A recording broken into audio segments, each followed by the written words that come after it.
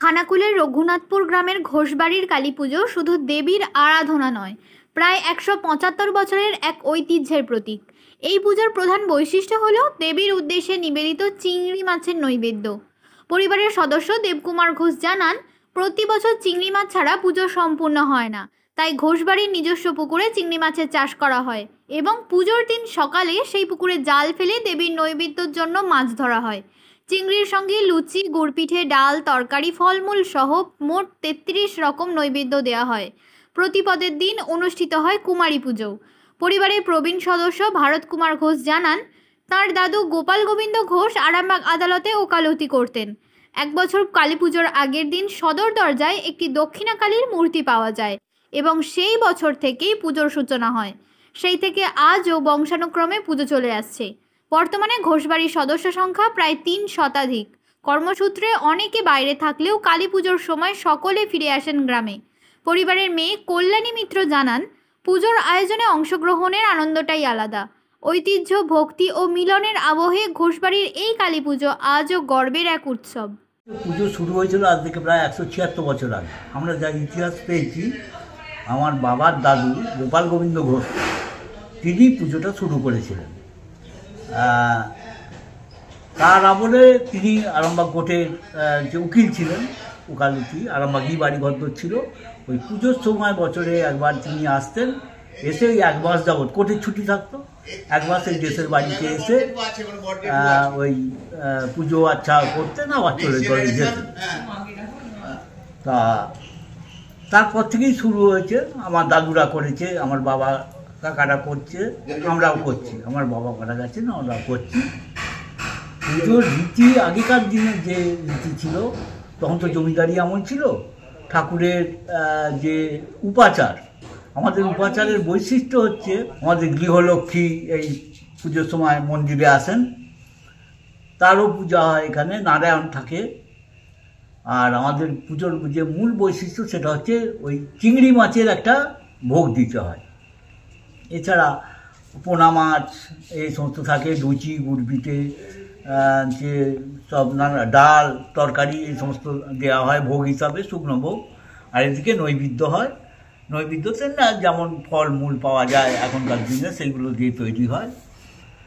আর পুজোর আমাদের যে আরেকটা হচ্ছে যে আমাদের যখন ঘর তোলা হয়, কোনো কৃত্রিম আলো নয়, মশাল জ্বালিয়ে তৈরি করা, মানে ঘর তুলতে যাওয়া হয়। বলি প্রথা আছে আমাদের এখনও চালু, বলি হয়। আর পুজোর ভোগ আমাদের গোটা এই পাড়ায় বিলি করা হয়, যারা আসেন মন্দিরে তাদেরকে ভোগ দেওয়া হয়। প্রতিদিন যতদিন ঠাকুর থাকে দুবেলা নিত্য পুজো হয়, কুমারী পুজো হয় পুজোর পরের দিন। আর কি বলবো, মাকে যে ভোগ দেওয়া হয়, যে নৈবেদ্য কি দিয়ে সাজানো হয়? নৈবেদ্য আতপ চাল। মূল যে নৈবেদ্য তো মায়ের মা কালীর উদ্দেশ্যে দেওয়া হয়, সেটা গোবিন্দভোগ চালের ২.৫ কিলো গোবিন্দভোগ চাল, এরকম ২.৫ কিলো ওজনের চালের 4খানা নৈবেদ্য তৈরি হয়। ওই মায়ের প্রধান নৈবেদ্য, আর এছাড়াও আরও 3খানা ওই ২.৫ কিলো চালের হয়। বাকি যেগুলো হয়, কিছু হয় 1.5 কিলো চালের, কিছু হয় 1 কিলো 250 চালের, এরকম করে হয়। আর তার সঙ্গে ফল মূল এই সমস্তগুলো দেওয়া হয়। সেগুলো সব ওই পাড়ায় বিভিন্ন কামার, কুমোর, ছোটর, যারা সব ওই আমাদের পুজোর অনুষঙ্গে দেয় তাদেরকে সেগুলো সব দেওয়া হয়। তার সঙ্গে তাদের পাওনা আছে, কাপড় গামছা তাদেরকে দেওয়া হয়। আর চিংড়ি মাছের যে প্রসাদরা মাকে কোন দিন দেন? ওই মূল পুজোর দিন। হ্যাঁ, মূল পুজোর দিন আমাদের এই দিকে থাকে সব চালের নৈবেদ্য, আর এই দিকে থাকে সমস্ত। কি জানা আছে কিভাবে মাকে পেয়েছিলেন আপনার বাবার দাদা? মাকে যা কথিত আছে আমরা শুনেছি আমাদের বাবা ঠাকুমার কাছ থেকে, সেটা হচ্ছে আমার ওই দাদুর বাবা ওই পুজোর সময় যখন আসতেন না, পুজো যেহেতু তখনকার দিনে উকিল ছিলেন, প্রচুর পয়সার মালিক ছিলেন, তা তখন এই গ্রামের কিছু লোকজন তারা একটি ওই কালী মূর্তি করে পুজোর আগের দিন এখানে, এটা আগে মাটির ছিল, খড়ের চাল, মাটির ছাউনি। পরবর্তীকালে আমার দাদুর আমলে এই টিনগুলো হয়, ৭৮ সালে বন্যা পুরোটা ধুলিস্তাদ হয়ে যায়। আমরা আবার এইটাকে নতুন করে তৈরি করেছি আর কি। এটাও হয়ে গেল প্রায় ৩৫ বছর। ৯০ সালে আমরা এটাকে। উনি কি কোনো স্বপ্ন আদেশ পেয়ে পুজোটা শুরু করেছিলেন, বা না স্বপ্নাদেশ নয়, ওই যেহেতু ঠাকুরটা ওইখানে পাওয়া গেল ওই এতে একটা ছোট পুতুলের মতো, কোথায় পাওয়া গেছিল? এইখানে এই মন্দিরেতেই, যেখানে আমরা এই করছি এরকম একটা কোণেতে একটা তিরপল চাপা দিয়ে এখানে রেখে দিয়ে গেছিল। আচ্ছা, তখনকার দিনে যে সমাজ ব্যবস্থা এরা ছিল তাদেরকে বলতে না ঠাকুর যখন দিয়েছে তখন পুজো করতে হবে বলতে সেই বছর সেই প্রতিমাতেই পুজো করা হয়েছিল। আর যেহেতু পুজোর আগের দিন যা কাছে পাওয়া গেছে সেই দিয়ে পুজো টুজো, তার পরবর্তী বছর থেকে এইরকম একটি কুমারী মূর্তি আমাদের তৈরি হয়। প্রায় একই মাপ আমরা সেই থেকেই পুজো চলে আসছে, পুজো শুরু হচ্ছে। কত বছর চলছে এটা? 176 বছরে এটা পড়লো, আমরা যা হিসেব করে দেখেছি। আপনার নাম? আমার নাম দেবকুমার ঘোষ। আপনাদের পুজো? আমাদের পুজো এই স্টেটের রামমোহনের স্টেটের উকিল ছিলেন। আচ্ছা, হ্যাঁ, ওই দাদু এখানে যখন নতুন সদর করে মাকে এক মায়ের মূর্তি বসিয়ে দিয়ে যায়, মায়ের মূর্তি, সেই থেকে দাদু এখানে পুজো করে। আর আমাদের অরিজিনাল বাড়ি ছিল আরামবাগ। দাদু এইখানে সেরেস্তা যখন ছিল না, এখানে এসে সব আদায় বাদায় করতে থাকতো, কিন্তু হলুনি ওখানে ইয়ে করতে হলো। আরামবাগি থেকে তাহলে এখানে সম্পত্তিগুলো সব আমরা দেখাশোনা, আমার বাবা ওরা জেঠু ওরা তো দেখাশোনা করতো।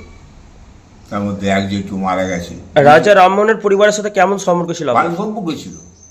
আমার দাদু তো রাজা রামমোহনের গোবস্থা ছিল, ওই ঘরে ছিল। যেটা বললো ওটা হচ্ছে কি তহসিলদার ছিল। আপনিও ছোটবেলা থেকে এই পুজো দেখছেন, এই ঠাকুরের নীতিরীতি মা কতটা জাগ্রত জানেন? হ্যাঁ, বুঝলি বাবা, আমারই বয়স হয়ে গেল 79 বছর। হ্যাঁ, আমার বাবা পুজো করে গেছে, আর খুচরো ভাই পুজো করে গেছে, দাদা সব পুজো করে গেছে। আমরাও চালাচ্ছি, এখন এইভাবে চলছে। যতই পাচ্ছি আমরা চেষ্টা করছি। এই যে মাকে চিংড়ি মাছের ভোগের একটা নিবেদন আপনারাও দিতেন এর আগে? হ্যাঁ, চিংড়ি মাছের ভোগ, শোল মাছ দেওয়া হতো, তারপরে মাছের রান্না দেওয়া হতো। শাক্ত মতে পুজো হয় আমাদের, মায়ের পুজো হবে শাক্ত মতে। এবারে অনেকে বলে বৈষ্ণব মত, অনেকে শাক্ত মত, কিন্তু আমার যে পুজোটা হচ্ছে শাক্ত মতে। বলি আছে, তারপরে তোমার ঠাকুরের চিংড়ি মাছ, পোনা মাছ, শোল মাছের আগে দেওয়া হতো। এখন কি এই শোল মাছ পাবে কোথায়? পাওয়া যায় না, দেওয়া হয় না। এইভাবেও ঠাকুরের ভোগ হয়। আজ থেকে এইভাবেই চলছে, আমরা যতখানি বাড়ি চালাচ্ছি। এই যে আপনাদের বাড়ির যে পুকুরটা রয়েছে, ওই পুকুর থেকে চিংড়ি মাছ পাওয়া যায়? হ্যাঁ, পুজোর দিনে কি জাল টানেন ওখানে? পুজোর দিন কাল কি ওই সোমবার দিন যাবে। হ্যাঁ, 33টা নৈবেদ্য দেওয়া হয়। 33টা নৈবেদ্য দিয়ে পুজোটা দেওয়া হয়। হ্যাঁ, আর লোকজন কিরকম হয় আশপাশের মানুষজন? প্রচুর লোক আছে। আর এই যে তখনকার এই ঠাকুরের প্রসাদারে জমিদার বংশে যেত রাজা রামমোহনের, তখনকার দিয়ে সব নেমন্তন্ন করে সব খাওয়ানো হতো। এখন তো দিনের প্রতি মহামূল্য মানে এসে গেছে, এখন সে পজিশন আর নেই। তো বাস্তব কথা, এখন ওই 350-400 লোক তাও খায়। যার হাত ধরে পুজোটা শুরু ছিল তার নাম কি? গোপাল গোবিন্দ ঘোষ। তিনি কি হয় আপনার? আমার দাদু। সেই থেকেই আপনারা এখনো নীতিরীতি মেনে পুজো চালাচ্ছেন। কি নাম আপনার? হ্যাঁ, আপনার নাম? ভারত কুমার ঘোষ। আমরা তো পুজোর এই তো আগে থেকেই চলে এসেছি। জোগাড়ের ব্যাপার আছে, অনেক নিখুঁতভাবেই সব কিছু জোগাড় করতে হয়। অনেক কিছু জোগাড় আছে, ভোগে, তারপরে নানান রকম সব কিছু জোগাড় আছে। বরণডালা সাজানো, এ করা সব কিছুরই ব্যাপার আছে। তা মনের মধ্যে হয় যে কিছু ভুল হয়ে গেলে, খুঁত হয়ে গেলে তখন মুশকিলের ব্যাপার।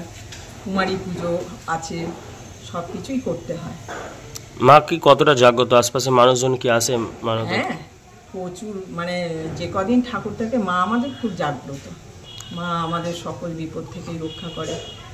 মানুষজন যে এসে মানত কামনা করে যায়, তাদের কি ইচ্ছে পূর্ণ হয় জানা? সে তো হয়েইছে। তো মায়ের ভোগ নিয়ে কি জানেন এই চিংড়ি মাছের বিষয়টা? ভোগ নিয়ে আমাদের ভোগেতে চিংড়ি মাছ চাই। মানে চিংড়ি মাছ যত দামি হোক, একটা হলেও আমাদের ভোগেতে চিংড়ি মাছ দিতে হয়। তাই মানে কি কি ভোগ হয় সেগুলো কি বলবো? হ্যাঁ, আমাদের লুচি হয়, গুড় পিঠে হয়, কুমড়োর তরকারি হয়, ওই চিংড়ি মাছ, পোনা মাছ দিয়ে ফুলকপি দিয়ে তরকারি হয়, সুজি হয়, পটল ভাজা হয়, বেগুন ভাজা হয়, বাঁধাকপির তরকারি দিতে হয়, ক্ষীর, সন্দেশ, দই, মিষ্টি, পাঁপড় ভাজা, সব কিছুই লাগে। আর বলির যে প্রথাটা রয়েছে কি বলি হয় ওখানে? আমাদের পাঁঠা বলি হয়, পাঁঠা বলি, আগ বলি, ছাঁচি কুমড়ো বলি, তারপরে কলা। আর এই চিংড়ি মাছটা কি এই আপনাদের পুকুর থেকেই পান? হ্যাঁ, পুকুর থেকেই বেশিরভাগ পাওয়া যায়। এবার পুকুর থেকে যদি না পাওয়া যায় তখন সে যেখানতে হলে একটা জোগাড় করতেই হবে, যত দামি হোক। ওই পুকুর থেকে কি পুজোর দিনই জাল টানেন নাকি? হ্যাঁ, পুকুর থেকে পুজোর দিনই জাল টানা হয়, মাছ ধরা হয়, লোকজন প্রচুর হয়, প্রচুর লোক খায়। এটা আবারও পুজো চলে এলো, এবার কিরকম মনে হচ্ছে? আবারও কয়েকদিন পরই পুজো। হ্যাঁ, কয়েকদিন এখন থেকেই সব প্রস্তুতি নেওয়া হচ্ছে। এই আজকে যেমন ঠাকুরের নাড়ু টাড়ু করা হবে, এভাবে প্রস্তুতি নেওয়া হচ্ছে সব। কি নাম আপনার? আমার নাম কল্যাণী মিত্র, আপনি এই ঘোষবাড়ির মেয়ে? ঘোষবাড়ির মেয়ে। শীততাপ নিয়ন্ত্রিত অত্যাধুনিক রেস্টুরেন্ট ময়ূখ রেস্টুরেন্ট। এখানে পাবেন চাইনিজ, পোলাও, বিরিয়ানি, তন্দুরি সহ সমস্ত রকম খাবার। এছাড়াও কাস্টমারদের সুবিধার্থে হোম ডেলিভারির বিশেষ ব্যবস্থা রয়েছে। পাশাপাশি যে কোনো অনুষ্ঠানের জন্য ভাড়া দেওয়া হয়। আমাদের ঠিকানা খানাকুল হেলান সংলগ্ন তিলক চক। Phone number 8617492616 9732162360। সেরা খাবারের স্বাদ পেতে আজই আসুন ময়ূখ রেস্টুরেন্টে।